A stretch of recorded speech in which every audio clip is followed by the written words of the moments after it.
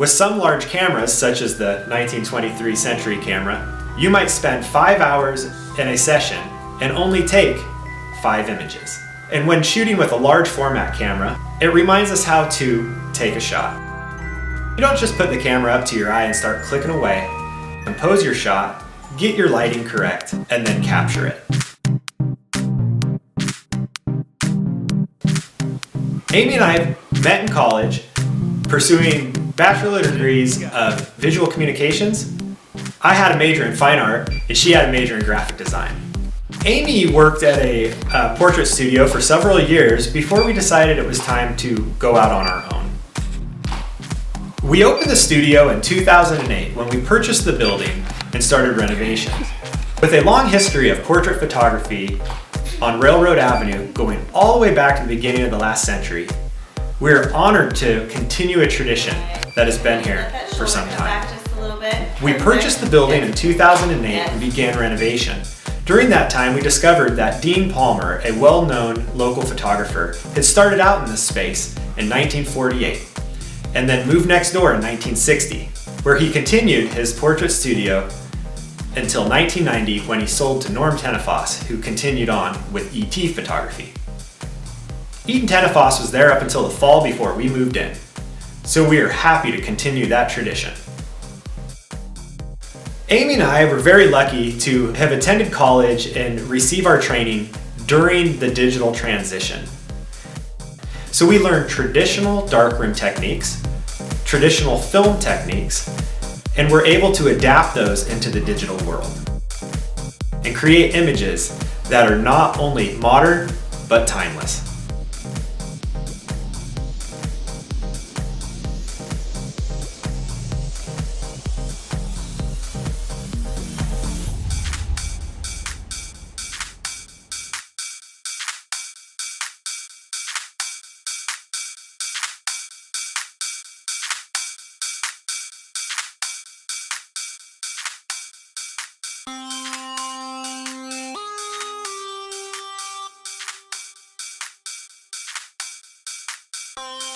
Cold mount utilizes a self-adhesive backer board, and it is ran through rollers that are not heated. It just uses a pressure-sensitive adhesive to adhere the image to the substrate.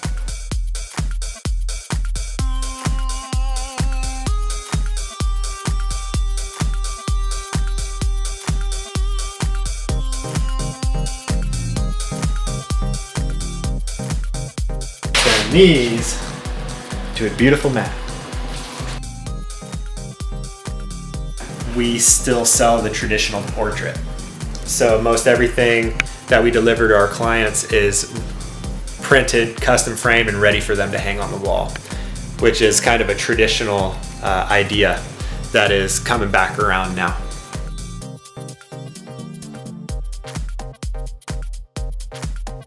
The first step to creating the frame is to cut and precisely fit the moldings to the image. We use a very sharp knife to cut off very small increments of the molding to create the perfect miter joints. That makes your corners really beautiful.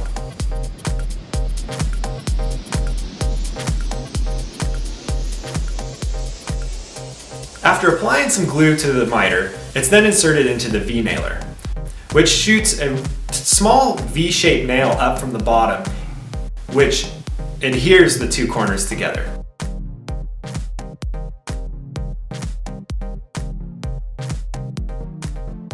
After the corners are joined, we move on to the finishing touches that complete the frame itself. The next step is to cut the glass and fit it to the frame.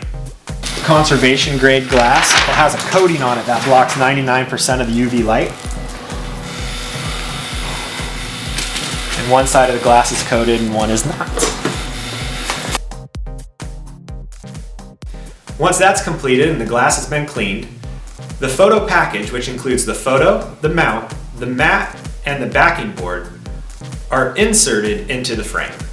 Using a point driver, the package is adhered to the frame. Next, the back of the frame is completed with a protective paper dust cover. And then it's on to the hanging hardware. Utilizing small D-rings and some picture hanging wire, The piece is almost ready to hang on the wall. Adding a couple more finishing touches, and the master portrait has been completed.